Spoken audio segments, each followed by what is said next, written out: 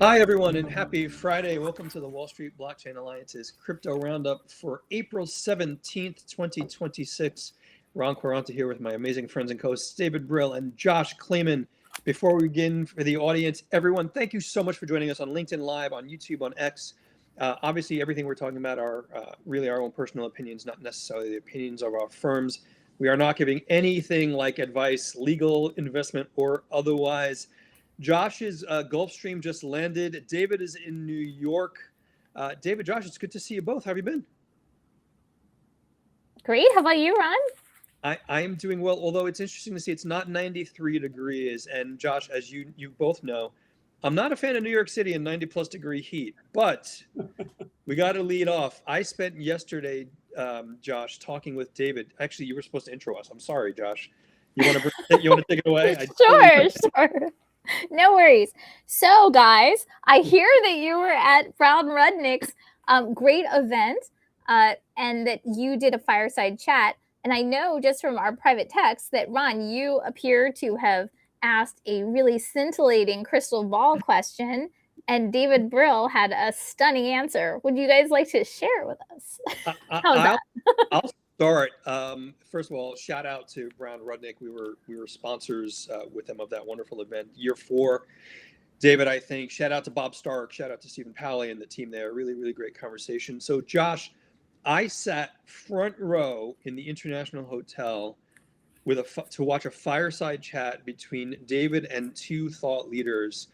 And I threw out the crystal ball question, which was, what do you think will clarity pass? The room hushed, Josh, as David Brill held court to explain what he thought was going to happen. David, what did you think? Well, you know what I was saying, and shout out to Adam Goldberg because he's been on our podcast. But I did say that if it doesn't get announced for a hearing, which always it takes 7 days, and we're almost close to May, I just said the window is really, really shortening at this point. And one thing that other commentators have mentioned, that I mentioned also, is that, how much time is the public really going to get to digest the draft if it's not, put out, or if it's not shared, until the end of April? It could be that we're all some of us are at the Bitcoin 2026 conference, and then they have the hearing on like May 1st or something, or April 29th. Maybe we're at consensus when we finally get a look. And if we think it's going to get approved in May, or, passed in May, the calendar, like Adam is saying, is just really, really not being our friend. Adam Goldberg, shout out if I could, Josh. If you're watching, let us know what you think. And I called it the crystal ball, and David was like more like a magic 8-ball, Josh, which was interesting. But I just want to put one thing forward for the audience. Josh, you and I have seen this. It's true when Josh is on stage. It's true when David's on stage. Like, David was getting it from both sides, from the perspective of crypto, it's going to be another winter, there's going to be big blowups. You can't tell me there's not another FTX out there. And he just swatted them away with logic, Josh. It was really, look, Bob Stark is super thoughtful on bankruptcy, and he's been involved in some of the big cases. Yesha is a really well-known professor at Vanderbilt. So it was really fun. Great to have different perspectives, and there was some little hostility in the crowd, but I think we answered questions fairly and put a spin on that. I think that was consistent with what we talk about. Well, I mean, swatting away with logic sounds pretty good. I mean, if you're going to swat away with something, you may as well use logic. So that's well, good. Bob and I used to box together, so it's definitely not going to be swatting away with punches, because he's got iron hands. But no, it was really fun. A lot of engagement. I'd say there were a couple hundred people there, so it was really a good time. But speaking about jet setting, because I don't consider New York jet setting, somebody in this group's been overseas on the West Coast, and it's personal invites to Paris. It's just and is definitely unaffected by the rising oil prices. She's not letting that slow her down. So, Josh, tell us about your adventures. Sure, although with the caveat that I'm much closer to Magic 8-Ball status than Crystal Ball status. Let's just say that. So, well, first, last weekend, I was in San Francisco. Our friend, many of us know Ryan Singer, who previously had Chia and a number of other ventures. He has come out of stealth with Vex Markets, and he had a Vex Market Summit in San Francisco, which was really great. There were a lot of different topics covered. I gave like a fireside chat with Ryan about tokenization, but other topics, I mean, there were things about governance markets that I thought were super interesting, like as kind of like prediction markets, but really focused on governance. Also things about like, I don't know how to longevity, like all kinds of things that you could like, it was just fascinating. It wasn't solely focused on digital assets. So it was really great. Lots of really smart people there. I learned a lot, as I always do. And then this past week, these past days, let me say that this week, I flew to Paris for Paris Blockchain Week. And that was fantastic. I would say there were a lot of really big names there. There's a lot of activity. And I think, some of the names that stood out in my mind for being there were like Bybit, Zappo, others. But I think, we always say builders keep building. And you know what? It's happening. I will also say it was my first time ever in Paris. And as somebody who took French from like middle school through like college, then stopped, so that was a long time ago, but in school, I don't know if you guys had to do this too. You had to memorize where all these monuments are for like tests.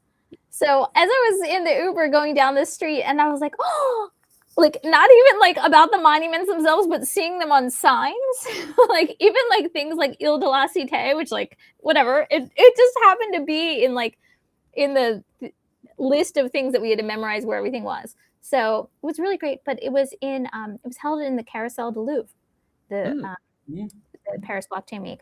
Anyway, highly recommend. And what about you, Ron? What have you been up to? Oh, you know me. It's not easy being me, Josh. No, actually, it's been a very, very busy week. I mean, you and I and David have been texting a good chunk of the week. There's a lot going on in the space, and we've been planning for our Washington trip. We've got big news that I can't share here, but we're meeting with a lot of people in DC. We're not lobbyists, before anyone out there asks. I'm really looking forward to spending some time with our friends in DC, including both of you. Josh, you have to accept the invite. I sent it the calendar invite. You have to accept it. So I'll have you on. Okay, I'll do that right now. Preparing for Consensus, which is coming up as well, and Dwayne Mars. That was not me, by the way. That was not me. That was me this time. I own that.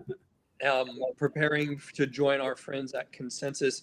Dwayne Mars, our latest corporate member, Steve Rutenberg, and Mauro and the team there, they're going to be hosting us for an offside kind of cocktail and networking reception. So there's a lot going on in this space.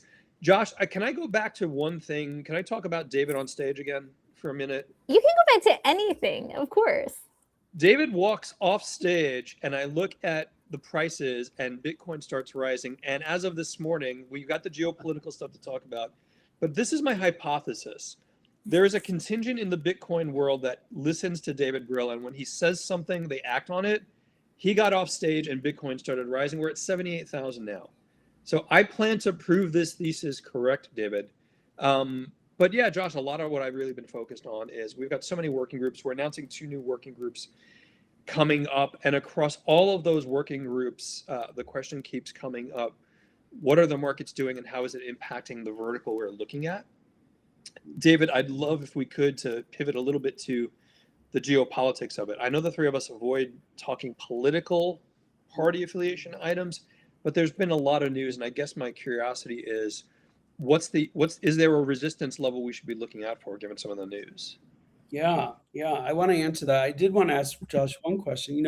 I think one of the reasons why Bitcoin's going up is that Josh took all of her Bitcoin off exchange when she was in Paris. So Josh, can you use Bitcoin in Paris to go shopping? Good question. I mean, I'm sure you could use it for a lot of things. I actually was going to ask you, David, were you wearing your head-to-toe orange suit? Wow. I did not expect this call to go. No, but my co-host Bob Stark was so well dressed, and I was in a blazer, and I look good, but he just looked sharp, like literally the zoot suit going on. Gordon Gecko 2026. So Bob was styling. But going to your question, Ron, I was listening to a couple of different podcasts this morning, and this has been, for the broader market, this V-shaped recovery has been the fastest sort of 10%, either on record or in the top three. And so, Bitcoin sort of following along, but it is a little hard to reconcile because, we still have the oil issue with the Strait of Hormuz, and, oil is still elevated. And obviously that causes some kind of demand destruction, but yet the market's sort of like, okay, we've moved on. And, Bitcoin's broken through 76K. And really right now, like 80,000 is a place I think people are looking at as something to see. And also like on a weekly level where we close is very important too. If we close above 76. I'll point out for the crowd, Josh, if I could, that the live monitor, we're at 77.9 and holding, although volume seems to thin out a little bit at 80,000. David, Josh, go ahead. So just a question, in your view, guys, we always talk about, or you guys often talk about the data, right? And the lag in the data. Let's just be clear about who the experts are. I'm not counted in that. But the data that we talked about a couple of weeks ago or a few weeks ago that was so mystifying this time, like even more mystifying than usual. Do you think the data is having any effect on what we're seeing now, or is there some sort of other influence that's happening? Like, what do you think it is? Ooh, David, I'll start, but I'd love you to tell me where you agree or disagree. And like Josh, first of all, I do count you in the expert category for all of this. Expert in training. Expert.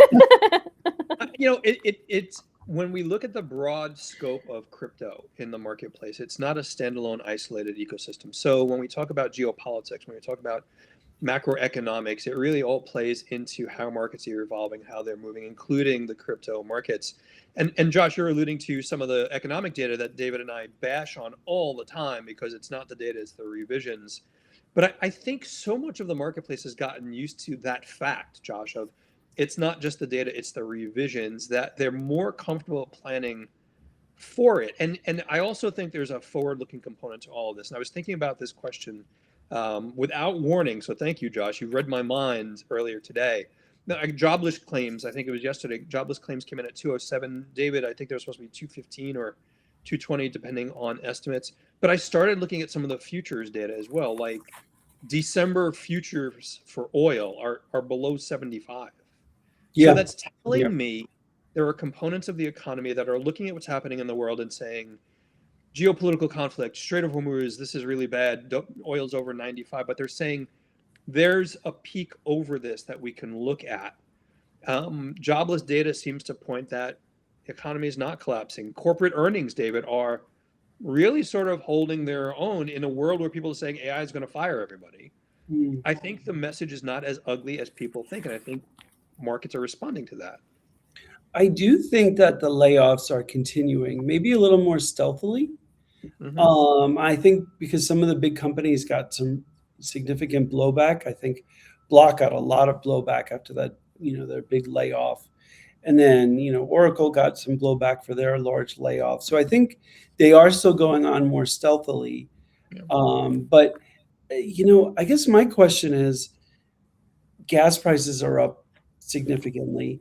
Like, is that hurting consumer spending or not? Not at the high end, but I just wonder, is it hurting it at the middle and lower end? And then I also want to say, totally agree with you about December, and that I do believe that, the administration wants the most favorable environment to exist before midterms. And so I think that the lower price for oil in December makes a lot of sense. Let me add one thing to that, if I could, Josh and David. 100%. David, I'm with you. And we've talked about K-shaped economy, and we've talked about the low income levels that are really impacted by core CPI, by CPI issues, not core, but energy and food, for example. But there is a transitory aspect to some of this. I would argue that people don't get hit very hard when gas prices rise unless it's a prolonged period of time. Meaning more than a month, for example. And I know I'm nitpicking here, but there seems to be like sunlight over the hill of some of this in some perspectives. I mean, look, clearly we all want it to be lower. Yeah, of course. I just wonder because, I saw like gas got to like $8 or $9 in California. I know I saw it for something in Florida. I agree. And I do agree it's going to get resolved. I just wonder if we do see some drop off maybe for a month or two where people will have to reallocate what there's that. Yeah. May I jump in? Please. So, as you guys know, I'm a non-driver, so the When you're gas chauffeur, prices you don't. have to worry about it. I mean, Uber and Lyft, I'm keeping them in business. Seriously, if you actually look at my annual expenditures, that's like a large chunk of it.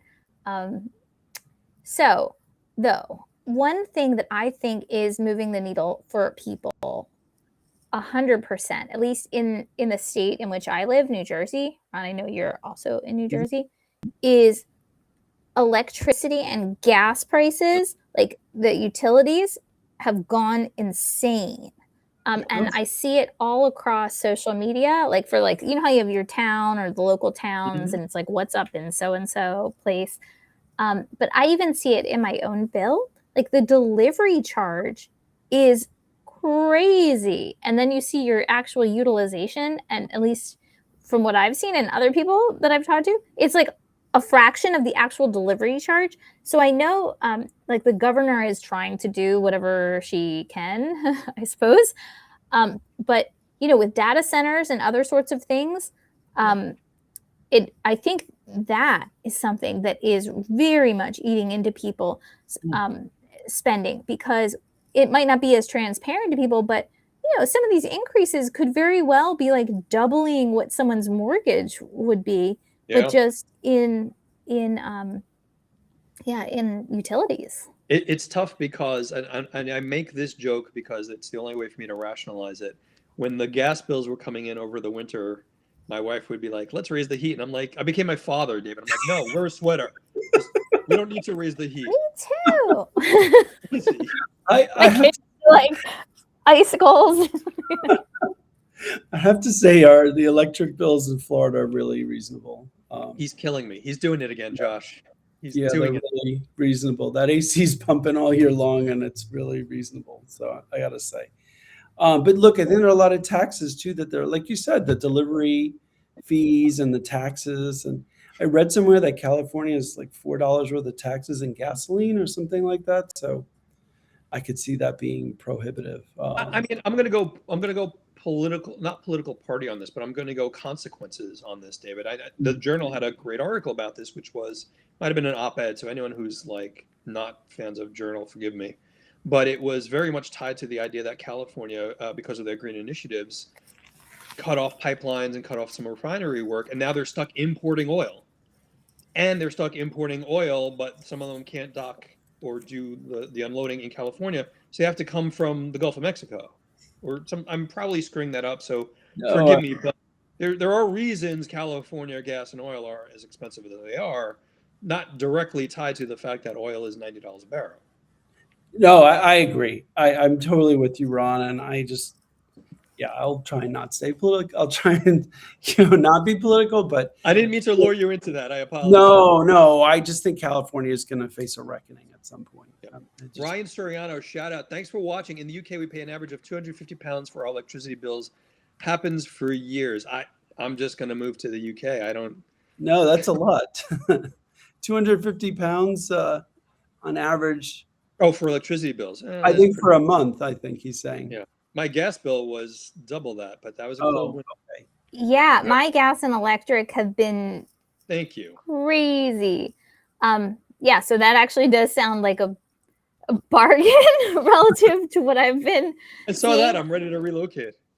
Yeah, but I would just say, like, I think New Jersey, Ron, correct me if I'm wrong, and sorry for everyone in the audience who's like, we really don't care about New Jersey, but I think I had seen something. I don't really care that much about New Jersey either, let's be clear. It's harder for me to care at this point, but go ahead. But yeah, I think I saw something about like there's going to be a removal of certain restrictions on nuclear and things like that, nuclear power, opening nuclear power plants or something like that, just to try and have other services. Ryan, thanks for the clarification. 250 pounds per month, pretty high. Move to New Jersey and you'll see it's even worse here. But apparently great in Florida.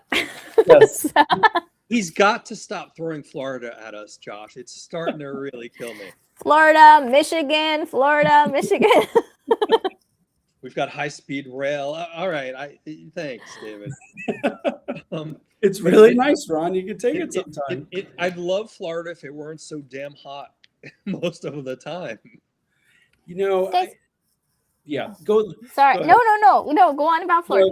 No.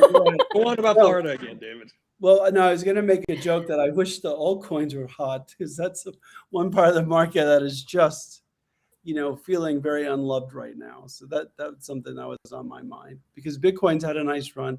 Ether's moving up, but the altcoins are really just, they've moved up slightly and maybe one or two have gone up a lot, but really, it's really an unloved part of the market right now. Yeah. May I ask 2 questions? Yeah. Sure. They're on different topics, but one has been in my head percolating for a little while we've been talking, and the other one just snuck in as David was speaking. So the one that just snuck in is David and Ron.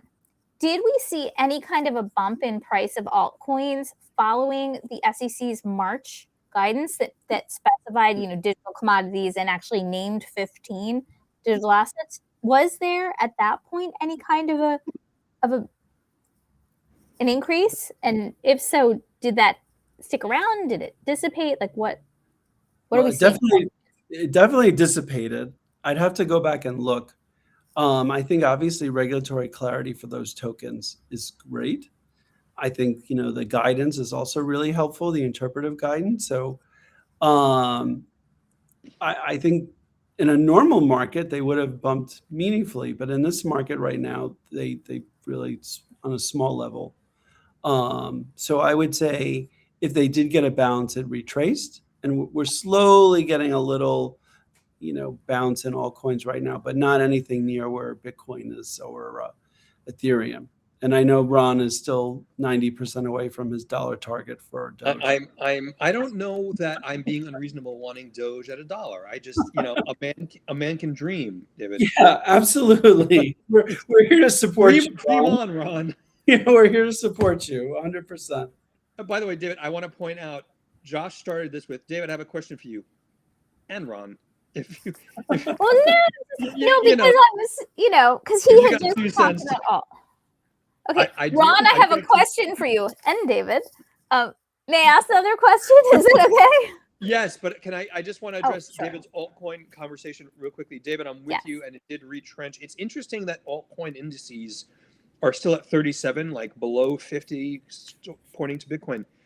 There was the bump, but the argument for me is most of them still haven't really made the use case properly. And in the absence of clarity from a market's perspective, they're never going to maintain a bounce in price. They're never going to maintain a jump in price. I mean, I will say this, Ron. There are several, and I'm trying not to pick them out in particular, that do have use cases that are used on a regular basis outside of Ethereum and Bitcoin. Yeah. I mean, Hyperliquid's done pretty well. I mean, that token has done well, and that ecosystem is really hopping, trading oil futures on the weekend. But I agree with you. There has to be more that are really tangibly used. And then we still have the valuation question we still have to deal with. Like what is the denominator? And, so that's still an issue. But I think we're going to have a webinar on that in the upcoming months in the crypto assets working group. We're going to specializes in valuation come talk to the group, and we'll look for some examples, and we'll take some from the audience if they want us to talk about a few. We'll take from the audience as well. David and I were planning stuff this morning, Josh. We missed you at the chair call. Oh, well, I'm sorry. I had a clash, as they say. What was your other question? So my other question was,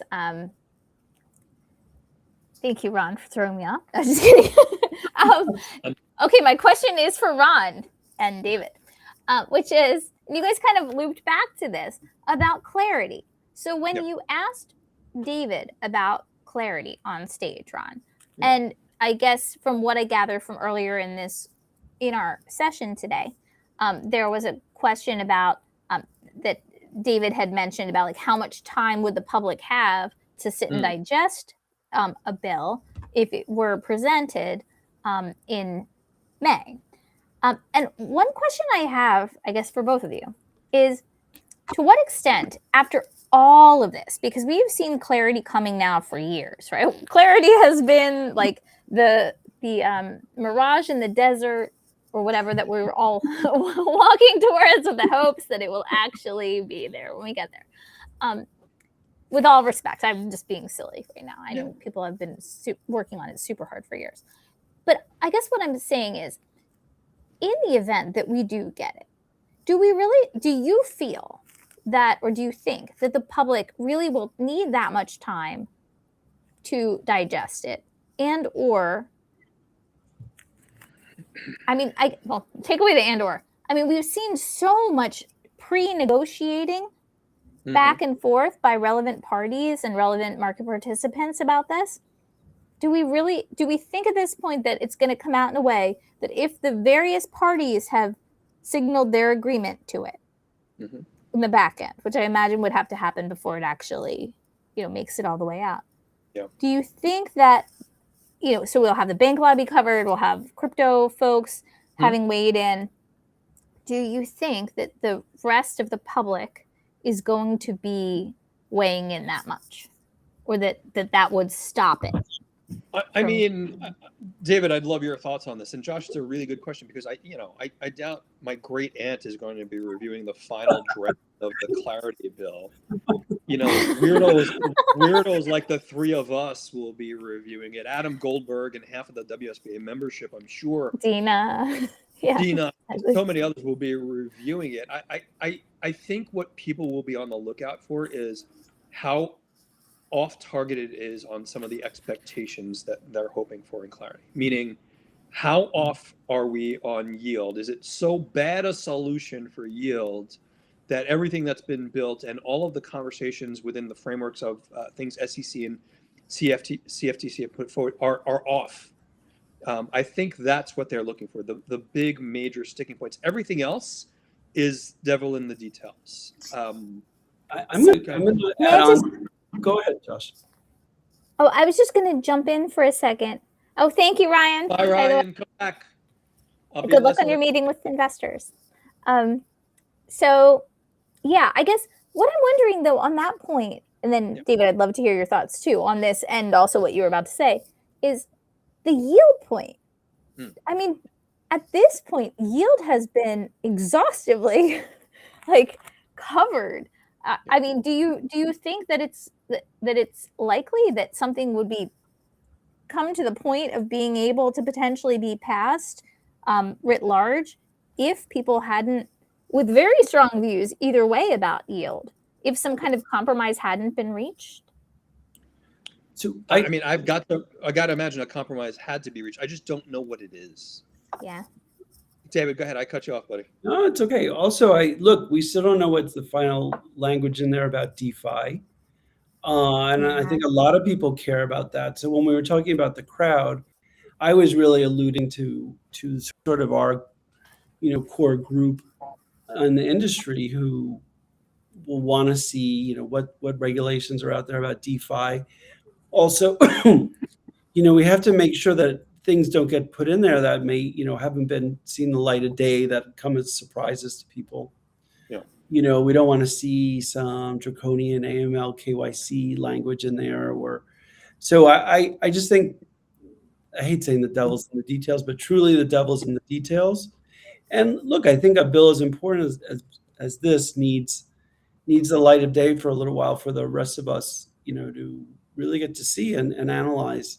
And also sometimes the language, even if there's a compromise, the language may not be as precise as we need it to be in some places, or it may be imprecise intentionally for some reason. So I think there's a lot of that needs to see the light of day, and for a number of us to be able to weigh in on that. To that point, though, Josh, I think it's important for us to remember, the reason I would be very disappointed if we don't get Clarity passed, which is arguably looking more and more likely, is let's remember where we started the conversation earlier in the year about Clarity. it's ethics, it's DeFi, it's yield, it's AML KYC, it's money laundering. There was this litany of things that people were saying would never be resolved. No one will come to the table. It's all political. I mean, a lot of that's been in some ways resolved, or at least agreed compromises. I mean, David, I think it was at the Brown Rudnick event yesterday. I think it was you or someone mentioned there really are only one or two sticking points left. Yeah, I agree. But, ethics is still floating around there. We don't know if there's been an agreement on that, and I know that the administration has a very distinct view on that. And, we have not seen what the other side's view is on that. So I really think we would all benefit from seeing it as soon as possible so that we could weigh in. And I'm not saying that just because the three of us disagree with something that's going to get changed. Yeah. I think there's a consensus that could develop and feedback given. So a follow-on question about that, guys. Assuming it passes the Senate, do you think that we're going to see something similar to what happened with Genius, where there's a message from the administration saying pass this in its current form? Or do you think it's going to be really back to the drawing board in terms of harmonization with the House? No, I think unless something comes out of left field that the White House wasn't expecting, and they will then weigh in with arguably significant pressure, I think we're past that point. Unless, David, whatever's passed is so egregiously off that the White House feels they have to weigh in. No, I think it's going to be like Genius. And I've got to imagine that House members are, either had a say or been given a heads up, especially on the Republican side. So that's what I would like to believe. I shouldn't say I have to believe. I would like to believe that they've, been given a heads up, and so there are no showstoppers that will surprise them. And can I add one thing to that, Josh? I mean, we've talked about our Washington trip, and again, we joke about politics. It's not a joke, but we try to joke about it. But for years, the three of us and so many people in the industry have been saying it should be nonpartisan. And when you look at the agenda that you and I and David and some others have when we go to DC, we're not lobbyists, just saying it again, folks. That's a really nonpartisan group of people, a bipartisan group of people that we're meeting with, which tells me there's a real interest in doing things correctly for the industry in Washington. Yeah, no, I agree. And also look, the sophistication level of the conversations we had last time we were there, were noticeably different. And I think that's probably just continuing to elevate. So I think it'll be I'm really excited about going down there and just, having these conversations. And, we can, at some point, I was about to slip up and say one of them, but just that we'll be meeting with real decision makers and people in the process. And we'll be able to come back to folks here on the podcast and share that with them. I remember our first meeting, Josh and David, post the new administration with a group in a regulator, and I just knocked off my feet, like at how in-depth some of their questions were. Yeah. And I think also, when I think about our last time going down to DC last year for our big, not saying that people haven't gone down since, right, in different capacities, but just when we went down last time, some of the questions, that were posed to us, now we've seen, it's amazing to see the progress that has been happening at the regulatory level, where, questions about like Howey and classification and things like that, right? And now we have guidance. So I think that's, it's been great not only to see an interest and an appetite to help solve the problems, but actually action in having, moved the needle for the U.S. regulatory landscape, and getting towards that, even in the absence of legislative level certainty, right? Yeah. By the way, so this is another thing that popped into my head when David had mentioned hyperliquid. So I think I read somewhere, I don't know if this is an accurate number, I believe it might be, but something like, in its first year or so, or in the last year, that Hyperliquid posted something like 900 million in profits. something really, really exceptional. So Yeah. I'm wondering, what is driving this? Like, obviously, smart people, all sorts of entrepreneurial.